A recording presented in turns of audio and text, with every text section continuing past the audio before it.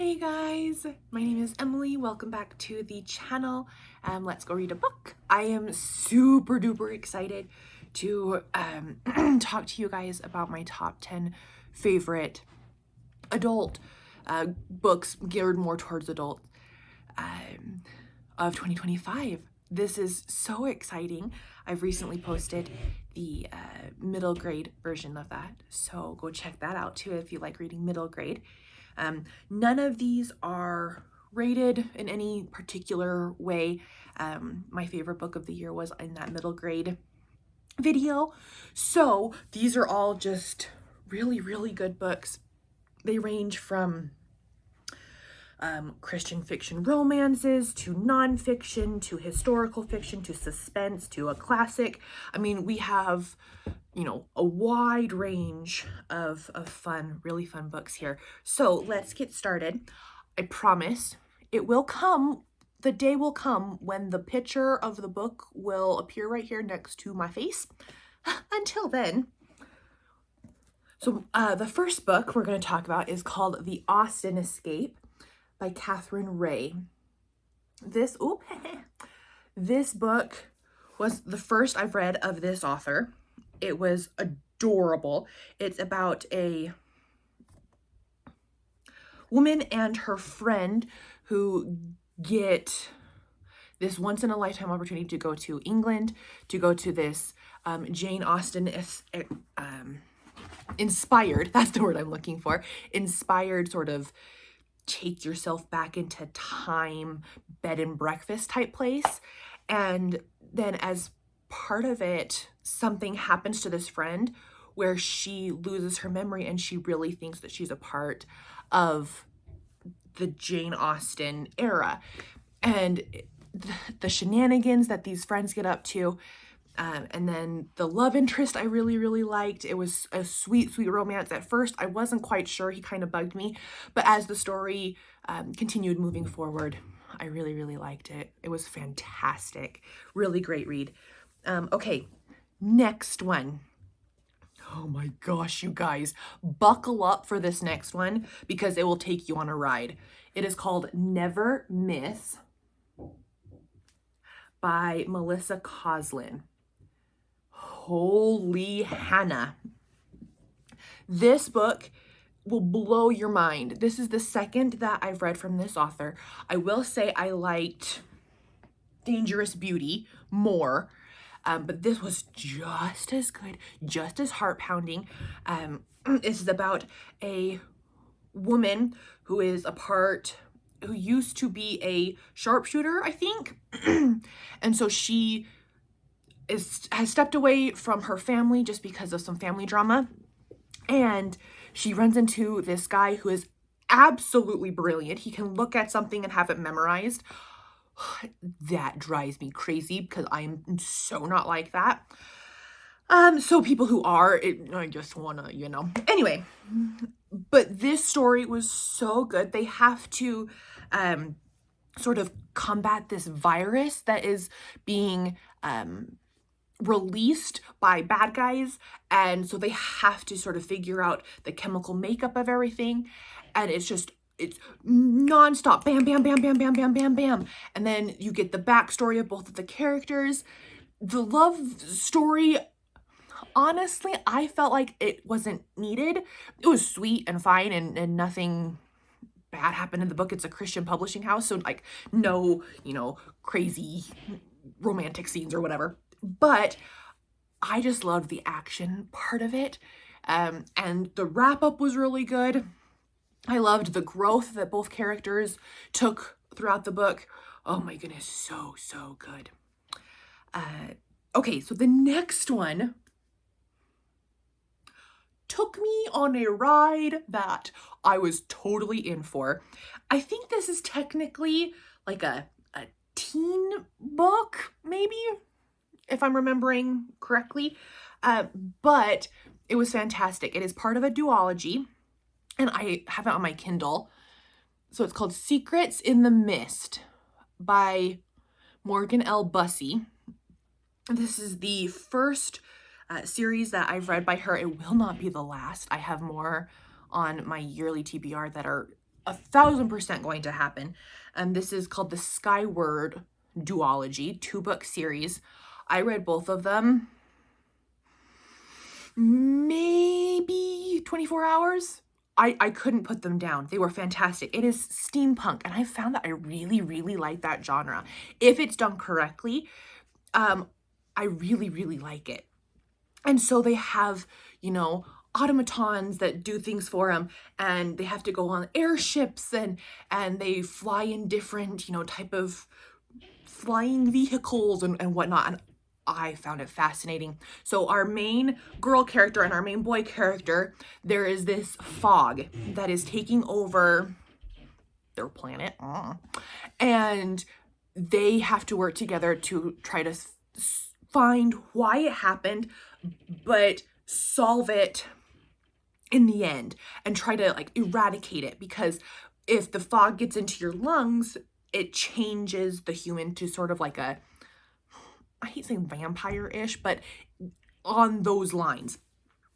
Oh my goodness. And there are like, you know, high up families that are keeping secrets from the rest of the population. And then there are like the workers on the airship, and oh my goodness, it was so good. So good. Again, really good action-packed. Things happen to these characters, and you're like, oh my goodness, what's gonna happen next? I saw none of it coming. Oh, good times with that duology. I highly recommend that one. Okay, totally different vein for these next couple. This was just a sweet romance, and oh, I just loved it so much. It's called The French Kitchen, if I can speak. By Christy Cameron. I have read a good handful of her books, and she just gets better and better and better and better and better. I loved it. It is dual timeline. I loved both timelines. The ending was superb. We follow two different women, both sort of in this resistance, and who are trying to defeat the Nazis in France. They work at a chateau. There's a lot of cooking involved. I'm not a big chef. I know how to make a mean peanut butter and jelly sandwich. That's about it. That's not true, but kind of. And oh my goodness, it was fantastic. So the timelines are 1952 and then 1943. So just right in those few decades as the end of World War II was happening, and then that sort of the aftermath of the Nazi regime. And Julia Child makes is a character in this, if you want to call it that. And oh, I loved it. The family aspects of the romance in both timelines. There's romance in both of it, so you get double the romance. It was so good. So good. Okay.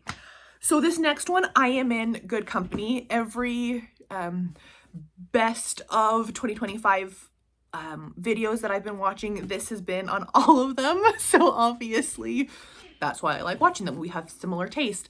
It's called The Voice We Find by Nicole Deese. This is the third in the Fog Harbor romance series. Technically, you don't have to read them in order, but my OCD won't let me read series out of order. I have to do it in order, or yeah, it hurts my brain. This I've loved all three. So any in this series, I would 1000% recommend. I really liked this one though, because my minor in college was deaf studies. So I am fluent in sign language. I love it. I have spent a lot of time in the deaf community. And so seeing that represented here was really, really fun. I loved it. Anything to do with the deaf community, I will more than likely read if it's, you know, doesn't have F-bombs or whatever. But this is about a young actress who something happened to her in her career, and so she's moved back home, and she has started doing voice recordings for audiobooks. And she and the male main character, he's the producer of the audiobooks. And I will say that I was a little nervous because at the first it sort of teases why she left. Her family runs a vineyard or something, and it's very lucrative. It's a very popular vineyard. And so I just lost my train of thought. Anyway, so it teases why she left this very successful family. And the way it was teased made me a little nervous of where it was going to go. But I'm like, okay, I'll just keep reading. And if something pops up that I don't like, that I just feel is inappropriate, I can stop it. That's no problem. But then we got to that point and it was nothing like I was expecting. It was so much, the way it was handled, I felt was really, really good. And what happened to this character is mind-boggling to me. Such a good premise. I loved, even though the faith content is different than what I am used to, I still really enjoyed it. I loved that I don't drink other than water, basically. Obviously, you need water to survive. But seeing all of this put into a book was just really, really beautiful, and I loved it. Loved it, loved it, loved it. Okay. It makes me sad that this next book is the end of a series. Because this series is one of my favorites. She is one of my favorite authors. I love her mystery series. I've read 2 of hers so far. Both are wonderful. So this is One Final Turn, an Electra McDonald novel, and these are mysteries. They are so good.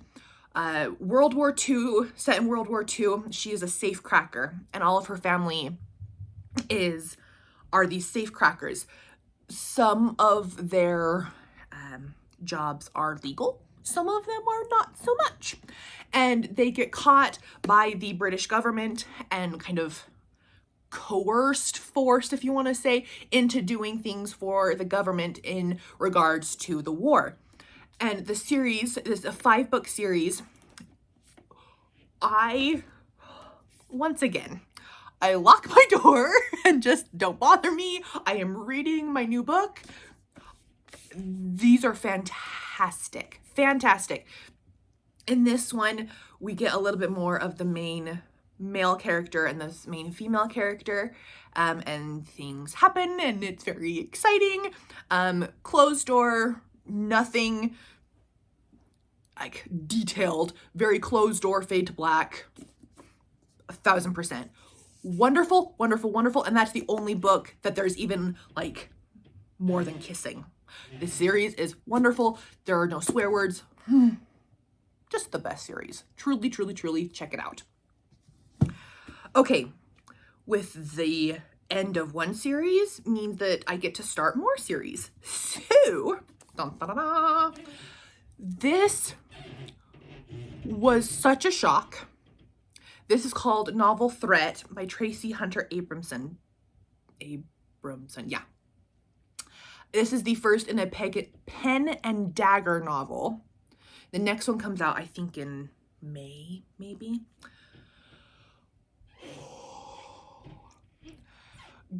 Get ready to stop and just take a couple deep breaths after a couple of these chapters, because this is CIA fabulousness. She's a CIA worker and she has to go undercover as an author because different things are being passed through novels from bad guy to bad guy and using this publishing house. And so she has to go undercover as this author, but then she doesn't realize that there's another undercover spy already working there. And so then they find out that they're working together and things happen that make you don't want to go in an elevator anymore. I don't like elevators anyway, but after reading this, you're like, yeah, I'm never setting foot in an elevator again. Oh my goodness. This was so fantastic. I will 1000% be continuing on with the series. And I actually just got a new series from her that already has 2 books out. I hope they live up to what this was, because it was wonderful. So, so good. Okay, I have 3 more left.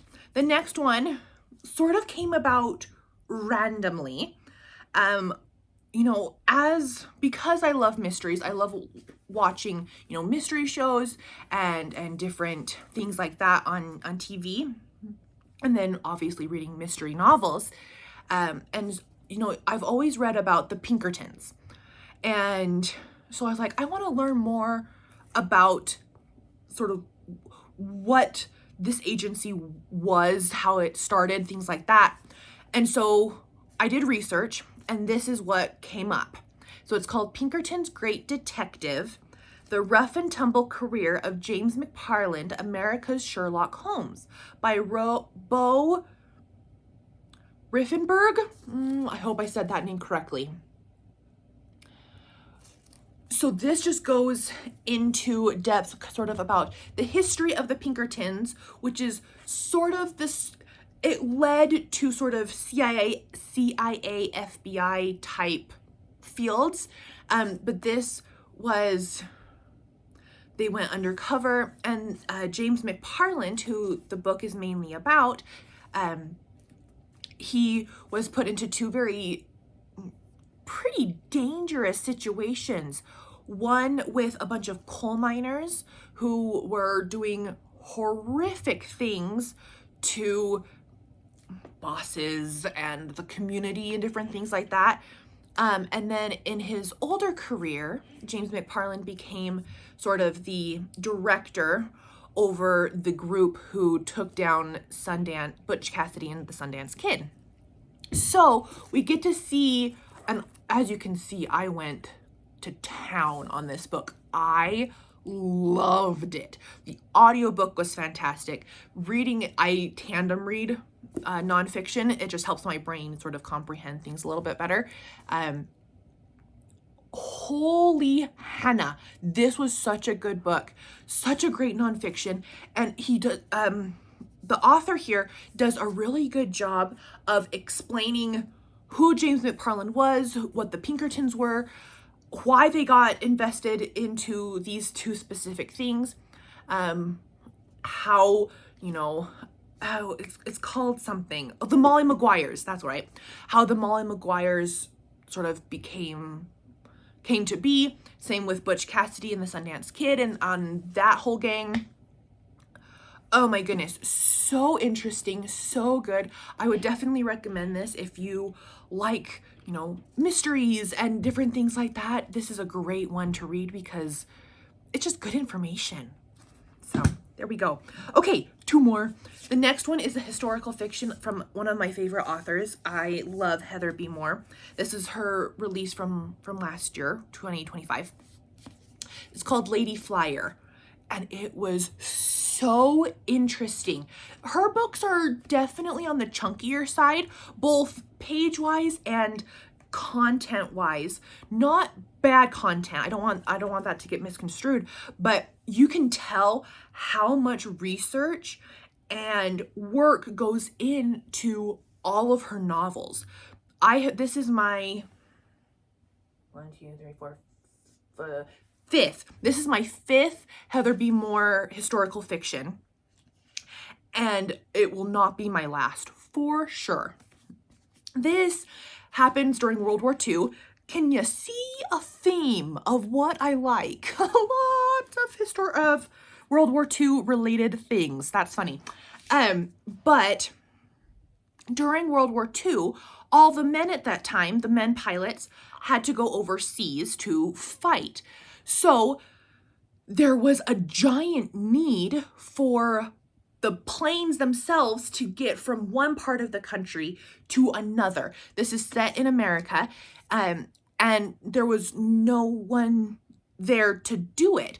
So women had to step up and sort of be like, no, we can fly just as well as anybody else. Let us take these flights back and forth and take these planes to where they need to go, and different cargo and different things related to the war effort. And so it goes into depth of specifically one woman, Nancy Harkness. It's her story, and how she had to, go up against Congress to say, all of these ladies and I, we are capable. We can totally do this. We want to help out our country.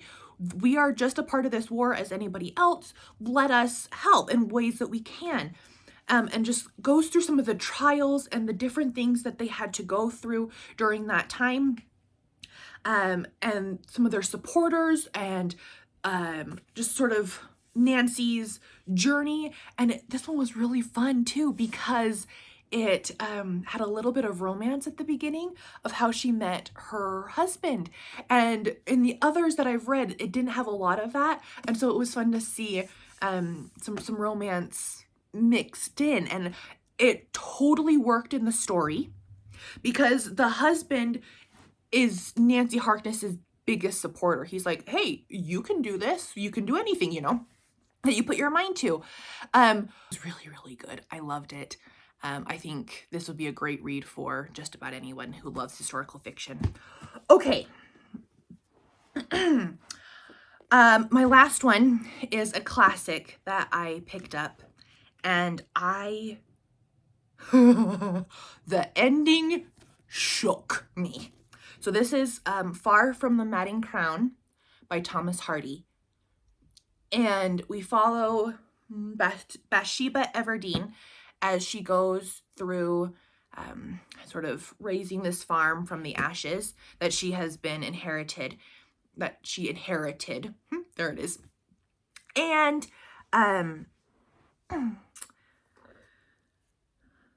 her different suitors. So she has 3, and just sort of her transition and the love interests and how they all intermingle and everything. And because I have seen trailers for the movie, I knew who she ends up with. And so as I'm reading, I'm like, wait a second, did they take a lot of liberties with the movie? And then at the end, things just come out of left field. Oh my goodness, the ending was fantastic. The ending made this book for me 1000%. I loved it. Completely wonderful. It is not long at all. A very easy classic to digest, because not all classics are easy to understand and picture, but this one was definitely one that I would recommend. Okay, that was my top 10 favorite adult books for 2025. I would love to talk with you guys down in the comments below on what you liked, some of your favorites, if you've read any of these, if some of my recommendations made you be like, oh, okay, I'm definitely picking that one up this year. Let's chat below. Thank you for the positivity and the love given my way. I'm so excited to continue making new friends on this community, and I look forward to talking with you guys very, very soon. Talk to you later. Bye-bye.